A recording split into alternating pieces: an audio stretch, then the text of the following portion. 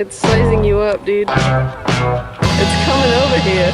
Oh, that's so scary. I love you.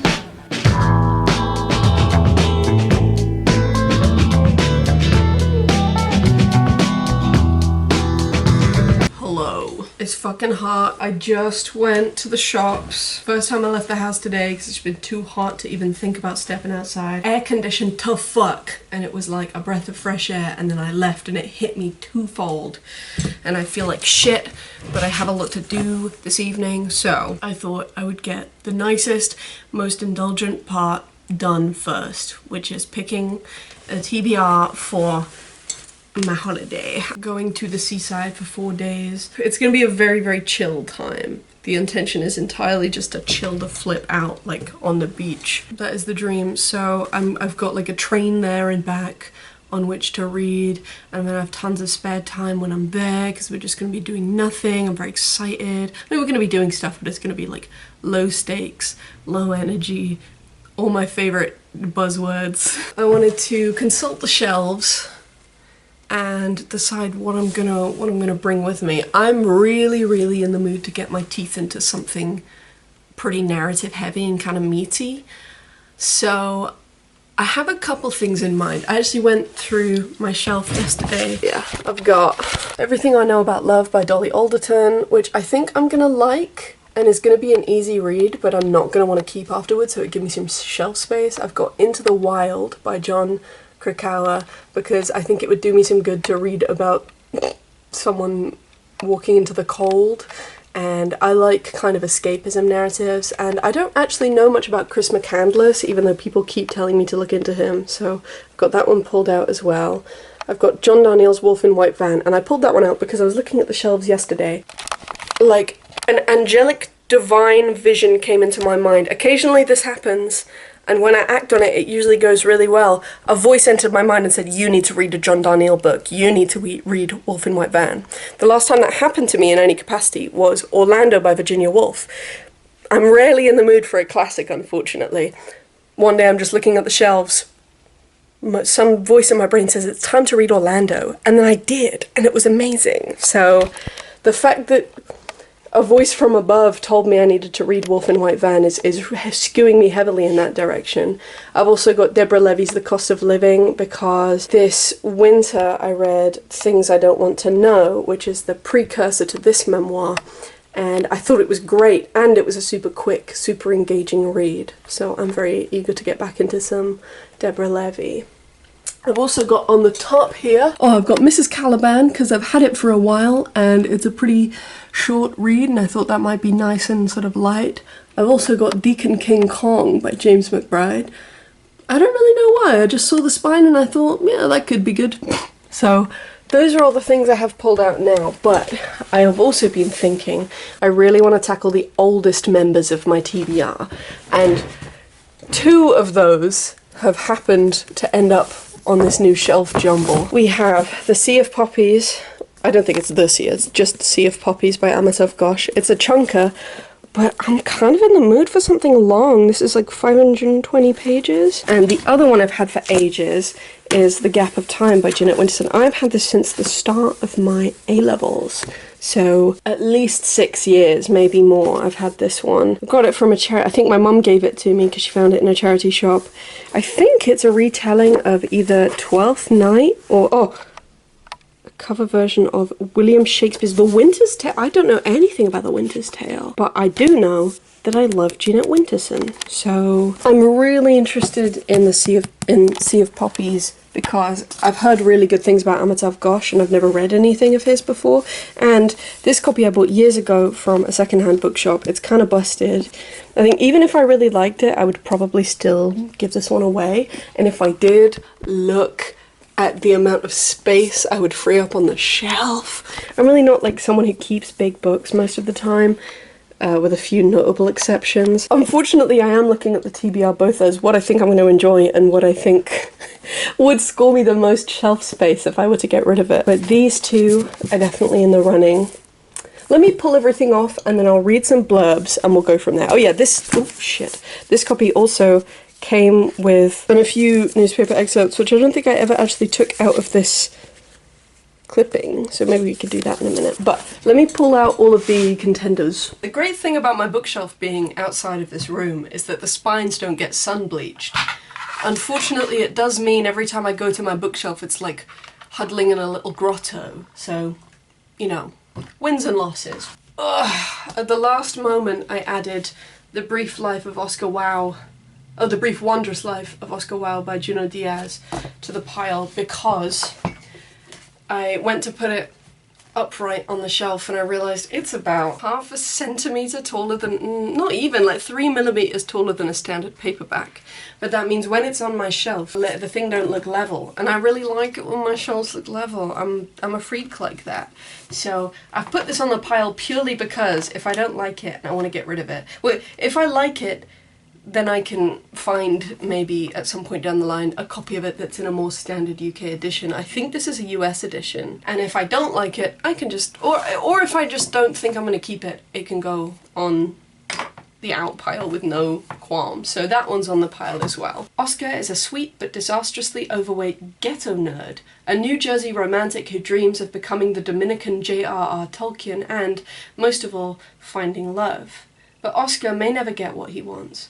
Blame the Fuku, a curse that has haunted Oscar's family for generations, following them on their epic journey from the Dominican Republic to the United States and back again. That sounds really good, actually. I love this kind of book that blends like a quite down-to-earth contemporary setting with like some kind of deep time folklore. And the idea of like a family curse afflicting some kid who just wants to be the Dominican J.R.R. Tolkien sounds great. I wasn't expecting that to sound so good. Interesting. Okay, that is on the consideration pile. I put this on the list yesterday. I like pulled it out for consideration, and now I'm looking at it. I don't know that I'm feeling it. Mrs. Caliban. I've literally had this for ages because I just thought the cover was really beautiful, but rarely do I pick it up and read the synopsis and then think, yeah, I want to read that right now. Dorothy is a grieving housewife in the Californian suburbs, mourning the death of her young son and a recent miscarriage. Her husband is unfaithful, but they are too unhappy to get a divorce. One day, she is doing chores when she hears strange voices on the radio announcing that a green-skinned sea monster has escaped from the Institute for Oceanographic Research. Whatever. Little does she expect him to arrive in her kitchen. Muscular, vegetarian, sexually magnetic, and excellent at housework, Larry the Frogman is a revelation, and their passionate affair takes them on a journey beyond their wildest dreams. Rachel Ingalls' Mrs. Caliban is an amphibious cult classic, a bittersweet fable, a subversive fairy tale, as magical today as it was 4 decades ago. So it does sound kind of fun. I'm in the mood for like a narrative-led, kind of down-to-earth, almost like a kitchen sink mundane drama. And that's sounding kind of good right now, actually. This might be difficult. Okay, so those two actually both sound kind of good. I'm hoping something jumps out at me so I can put it on the definite pile and we can get going. Third is gonna be Deacon King Kong. I just remember seeing this very highly rated at one point and being like, I gotta get a hold of that. And even though it looks really chunky, it's actually only about 360 pages long. I mean, that's not nothing, don't get me wrong, but it's certainly no 500 pager, you know? The year is 1969. In a housing project in South Brooklyn, a shambling old church deacon called Sport Coat shoots, for no apparent reason, the local drug dealer who used to be a part of the church's baseball team. The repercussions of that moment draw in the whole community, from Sport Coat's best friend, Hot Sausage, to the local Italian mobsters, the police, corrupt and otherwise, and the stalwart ladies of the Five Ends Baptist Church. Deacon King Kong is a book about a community under threat, about the ways people pull together in an age when the old rules are being rewritten.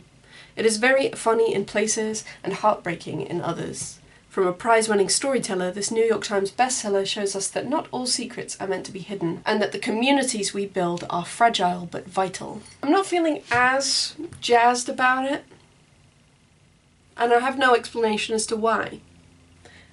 I read the synopsis for The Brief and Wondrous Life of Oscar Wilde, and I thought, ooh! I read the synopsis of this one, and today it's just not quite grabbing me in the same way. I'm gonna put my foot down for the sake of making any kind of decision at all and say that this is a definite no, but that I will be revisiting it at some point soon. There we go. So that one is out of consideration. We have Into the Wild by Jon Krakauer. This is a non-fiction biography, by the way. In April 1992, Chris McCandless, a young man from a well-to-do family, hitchhiked to Alaska and walked alone into the wilderness. He had given all his savings to charity, abandoned his car and possessions, burnt all the money in his wallet, and invented a new life for himself. 4 months later, his decomposed body was found by a hunter.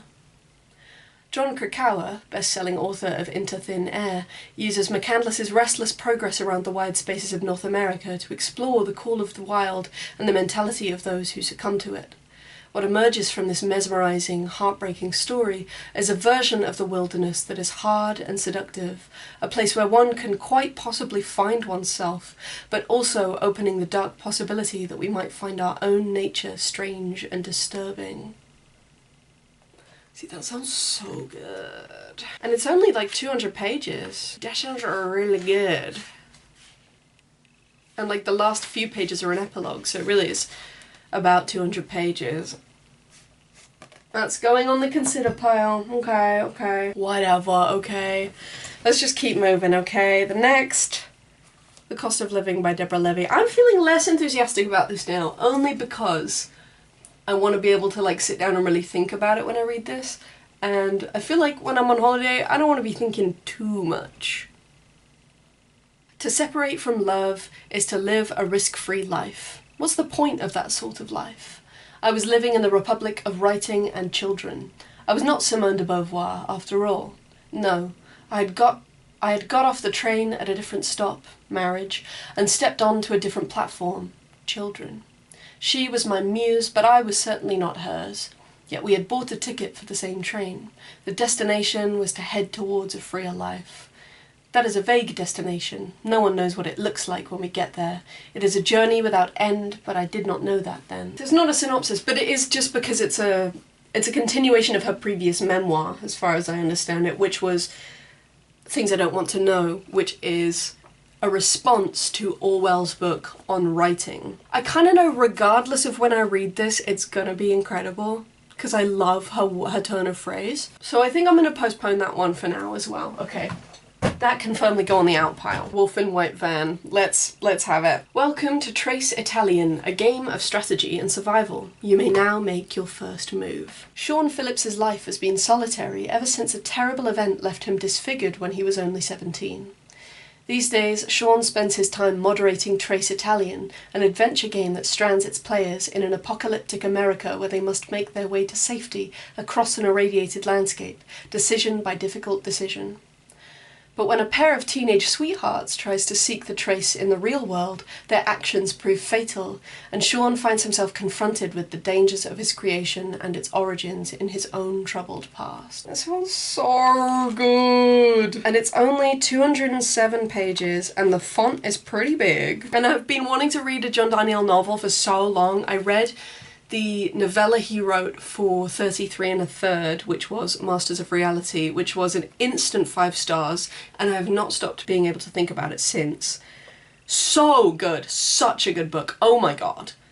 And I have very high hopes for John Darnielle's, I mean, he's an incredible songwriter as well.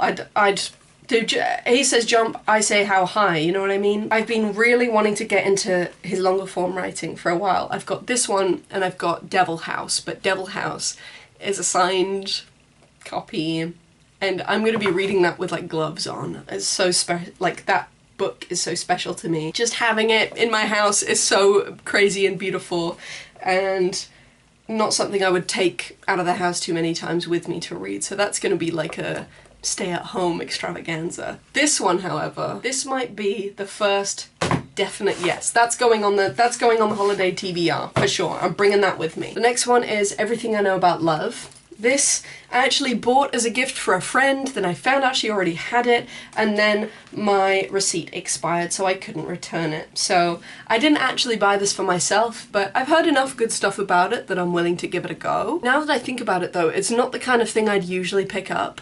And I'd worry that if I got like 20 pages in and just hated the writing style, I would then have to carry it to and from a holiday destination. And it's not the smallest book ever. It's actually looking a lot bigger than I thought it was. It's like, oh shit, it's like 360 pages. I thought this was like a 250er. This is going on the no pile. That was a mistake. Okay.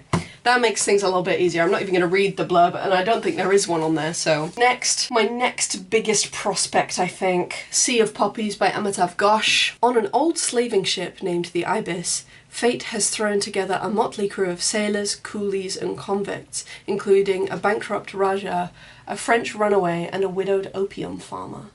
As their old family ties are washed away, they come to view themselves as Jahaj Bais, or ship brothers. Set against the backdrop of the Opium Wars, this unlikely dynasty is what makes Sea of Poppies so breathtakingly alive, a masterpiece from one of the world's finest novelists. See, I really fancy— oh, look at that inside cover! That's beautiful, wow! I really feel like reading something quite large in scale, and that sounds really fucking good. Last one on the stack is The Gap of Time. Oh, actually, sorry, I'm looking at this eye motif on the cover, and the whites of the eye is like a tube map. In the southern city of New Bohemia, recently ravaged by storms, a man finds a baby abandoned in the night. He gathers her up, light as a star, and decides to take her home. In a London still reeling from the financial crash, Leo Kaiser finds himself in an impossible situation. He knows how to make money, but he doesn't know how to manage the jealousy he feels towards his best friend and his wife. Is this newborn baby even his? 17 years later, back in New Bohemia, a boy and a girl are falling in love, but there's a lot they don't know about who they are and where they come from. Jeanette Winterson's cover version of The Winter's Tale vibrates with echoes of the original, but tells a contemporary story where time itself is a player in a game of high stakes that will end in either tragedy or forgiveness. It shows us that however far we have been separated, whatever is lost shall be found. Sorry, I just flicked through and I saw the word webcam, and I know this is set in a sort of contemporary setting.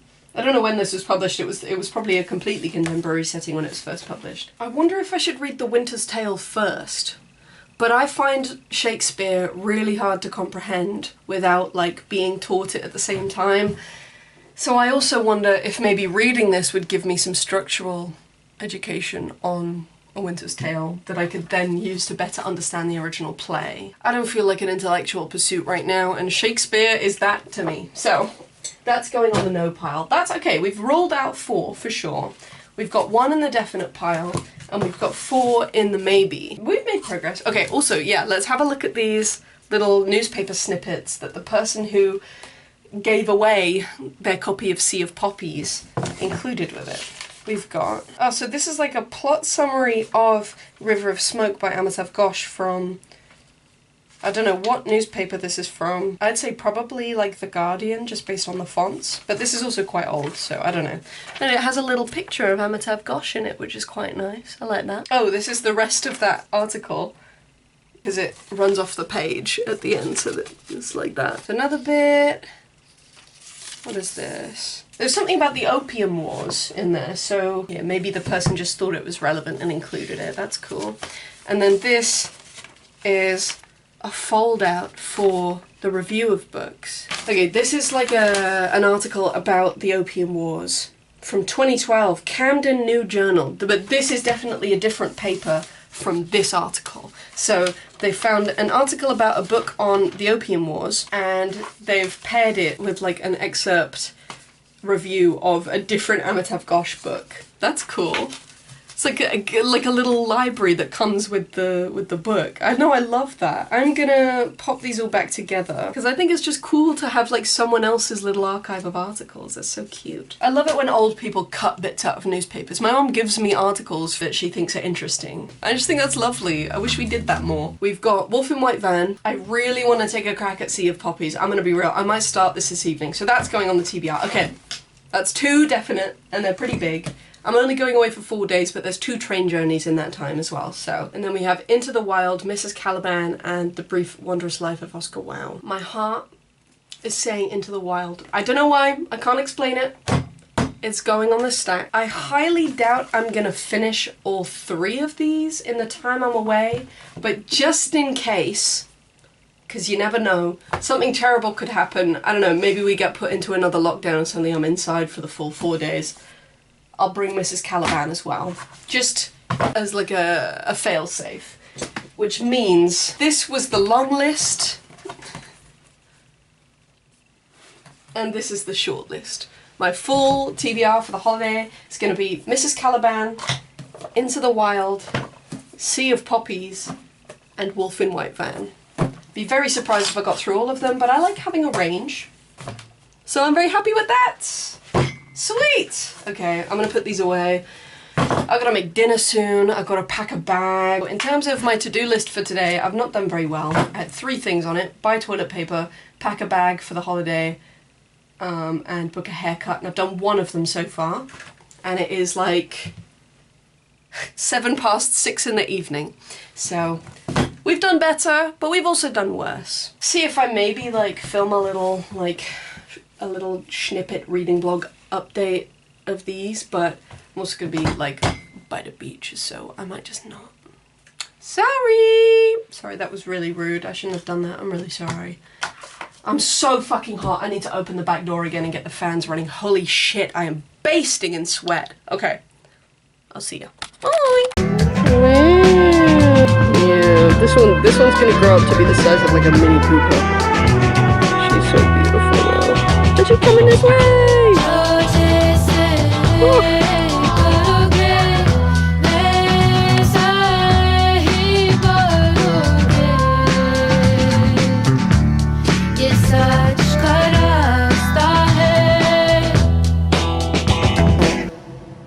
I think I'm wearing exactly the same outfit as I was when I left, so it's gonna look like I'm filming this on the same fucking day, but I'm not. Just got back, I mean like 10 minutes ago I just got back. Story of the fucking century. My train was delayed by about 45 minutes while I was on it. Luckily air conditioned, but what was supposed to be like an hour and 25 minutes turned into a bit of a day of it. I wanted to make sure it was imperative that I recorded an update on this, because one of these I'm just giving straight to a friend like right now. Here's what happened. I started on the Sea of Poppies. You might notice that there's a bookmark still in it. That's because I got 70 pages in on the train in. I was like, I'm liking this. The next day I got maybe 120 pages in, and I was like, we're 120 pages in and we're still introducing characters. I do really want to read a big, expansive novel, and I am invested in a lot of these characters, and I really like Amitav Ghosh's writing style, but the thought of having to keep track of who all of these people are for like 400 pages is starting to daunt me a little bit. So, with a heavy heart, I put this one down for the time being, and I got onto Wolf in White Van. I should have just been doing Wolf in White Van from the get-go, because I had that premonition, I had that voice in my head that told me this was the time to read it, and I ignored it in favour of something I thought would be more worthy, to my detriment. Of course, I should have listened to the voice, because this was fucking crazy. I started this the afternoon of Wednesday, and I finished it at about 10 p.m. on Thursday. And the reason I know that so specifically, me and one of my very, very dear friends have been doing this kind of summer holiday for a few days by the seaside for a few years now, and last year I was reading Boy Parts by Eliza Clark, and she got really invested, and we basically ended up reading it where I was reading like 15 pages and then giving her a summary, and then reading 15 pages and giving her a summary, and that was so fun because we got to like theorize along the way. That was a really good book to do it with as well, because there was a mystery element. Little did I know, we ended up doing exactly the same thing with this, because both of us are fans of the Mountain Goats. I've listened to a bunch of creepy podcasts about John Darnielle's personal life as well, so I have a bunch of ridiculous insight into his creative process. And there are like a few plot elements of this in which there are mysteries where the narrator of this book... Okay, let me give you a summary. The summary on this book is not very good because it mentions the trace Italian as like the object of a game, and the term trace Italian with no context on the back means nothing to me. I, in my head, had ask Italian on the brain, and it just made me kind of hungry. In my head, before I picked this up, there was something to do with Italian cuisine happening in this book, and that is not what it is. This character called Sean, he devises a mail game. It's a sort of choose your own adventure postal game called the Trace Italian. Trace Italian comes from the name of a fortress which we would call a bastion fort or a star fort. It's, funnily enough, in this shape. It's each of these is like a chamber in the fortress, and there's concentric circles. Very cool stuff. I wish he'd called it like a bastion fort. That would have been so much more evocative than Trace Italian. You get him at a moment in time in which two teenagers have just gone to the desert in Kansas to try and find the fortress in his fictional game, and one of them has frozen to death in the desert and the other is severely critically injured. I don't know if it's critically injured, but it's severely injured. And Sean himself was at one point a victim of something he refers to for most of the book as the accident. He has a significant facial disfigurement as a result of this accident from his past, and you start to see parallels between that and these teenagers who have been so hurt by trying to follow in the footsteps of the path he lays out in his game. As things unfold, it's told almost... It's not difficult to keep track of the chronology in this book, but there are a lot of different times, and every paragraph almost is a jumping 20 years back, 10 years forward. You get a summary of his day-to-day where he's just going about his regular business, and then you get snippets of his life from before the accident when he was a teenager, and you start to glean details of what actually happened to him. So much of this is about people and the way they relate to media. Sean as a character struggles to understand anything outside of the lens of fiction, if that makes sense.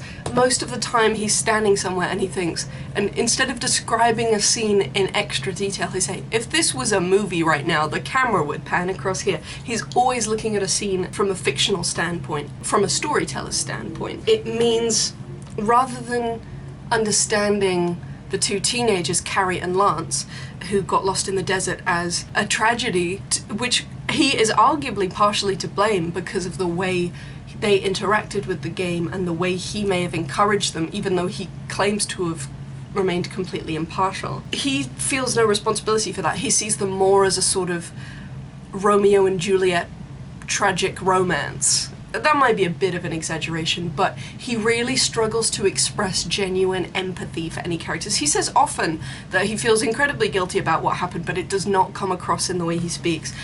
You get that, you get insight into another player of the game who he grew sort of attached to.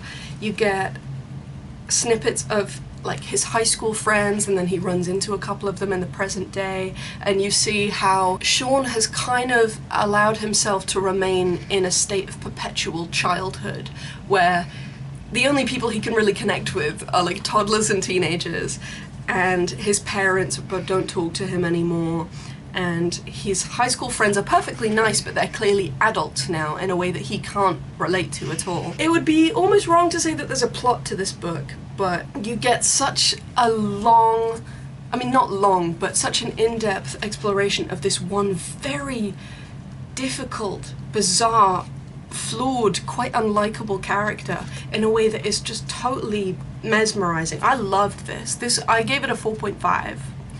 Thought it was unbelievable. I think enriched by the fact that I got to read it with someone and we were kind of reacting as we went, and I was like reading whole passages out and my friend was like, oh, so good, highly recommend. Just realised I had the back door open that whole time and my pot smoking neighbours are outside smoking pot and could definitely hear all of that. Anyway, so read Wolf in White Van in like a day flat, and that evening, which was my last full day away, I started on Mrs. Caliban. Mrs. Caliban was a bit of a letdown. I'd read some very mixed reviews of this, so I wasn't expecting it to be incredible. And the bits I liked, I really liked. I love this concept of this kind of downtrodden housewife suddenly coming into custody of a 6'7" frogman who immediately has sex with her. And it's from 0 to 100 so quick. I mean, like, in the span of like the few pages after they meet, it's like, whoa. She hides him in the spare room, and you get to see them kind of adjusting. Her husband is definitely having an affair, but he's also very hyper-vigilant about the fact that she might be having an affair, which now she is, but she hasn't in the past, and she's very jaded about his whole, what are you all dolled up for? And she's like, damn, can't I just look nice? I don't know, that kind of thing. The frogman learning to live in this lady's house, getting a taste for avocados, and them just boinking all the fucking time. It's kind of great. And then there comes a point beyond which the book just kind of becomes like a soap opera, where this character turns out was sleeping with this character, and then this character was also sleeping with this character, and there's this whole thing, and the frogman kills people. I wish the morality of the frogman had been explored more, because obviously he's not like human, so it's kind of unreasonable to expect him to adhere to human codes of morality. The last, like, 70 pages went kind of off the rails in a way that it didn't struggle to maintain my attention. My care for the characters just plummeted, like, the moment the focus drifted from their relationship. And that was, like, 30 pages in, I don't know. I still liked it, though. There were bits of this I really liked. If you read it as, like, an absurdist think piece, it's pretty fun, but I wish there had been more of the frogman. He was like, I mean, there was a lot of him, but I wanted more. Sorry. So that was like a 3, realistically. 3 might be a little generous for how, like, I probably won't be thinking about this, but I thought it was fun. And I don't know that I was asking for much more from it. So, finished those off, and then I read a little bit of this on the way back. Again, my train got crazy delayed, so I ended up getting a decent little bit of the way through. I'd love to give you a summary of this, but it is so vast. We're following primarily a slave ship called the Ibis that used to be a slave ship. Slavery was outlawed, but now the workforce that they're transporting are indentured servants who are very unlikely to be being paid. You're following the sailors on the ship. You're also following a number of characters who at the current moment we have no idea how they're going to be reaching the ship, but Diti, who is an opium farmer, has these visions of the boat, and she's never seen a boat of this scale before, so she knows that it's some kind of prophetic vision, because there's nothing she could possibly have built that image from. And she has a shrine. She draws pictures of her family members to place them in the shrine. And she draws a picture of the boat immediately and puts it up in the shrine, and her daughter's like, what's going on? Why are you putting that in there? She's like, I don't know. And she starts to have visions of other people on the boat. And often when we meet a new character in the book, it's signified to us that this character is important, because there's a lot of characters, but some are clearly key players, and that's indicated by, like, a description of how DT draws them when they eventually reach her shrine. And oftentimes it says something like, though it would be many years before this character reached the walls of DT's shrine, it would be his ears that defined him from the rest of the drawings. We're building the cast out. I'm assuming a lot of these people are going to end up on the boat. I feel like DT's not going to end up on the boat because she's adding stuff to the shrine continuously. I think she's having visions. I don't know. We don't know yet. There's a lot of stuff going on. I'm currently on, like, a French girl called Paulette who was born and raised in India with her French father, but then he dies and she's given to a sort of benefactor family who just so happened to be the family attached to the company that owns this boat. So we're seeing how the threads align, but I'm still only about 150 pages in. If exactly 150 pages in. Still some to go, but I'm hanging on to this one for now. These, great. Keeping this one, that's going on the shelf. This one I'm giving to my housemate. Leave this one out for housemate. This one on a shelf. Oh, love. Now there is a big gap up there, but I put back the books, yeah. I put back the books that were on the no pile Into the Wild didn't get a look in, I'm afraid. That's just going back on the pile. But I'm gonna keep reading Sea of Poppies, so I'm not necessarily gonna put that on the shelf. This is what we're looking like. Yummy! Follow for more livestock tips. Let me know what your favorite bug is. Let me put a video that my friend took of a seagull absolutely destroying an apple. Okay. Bye!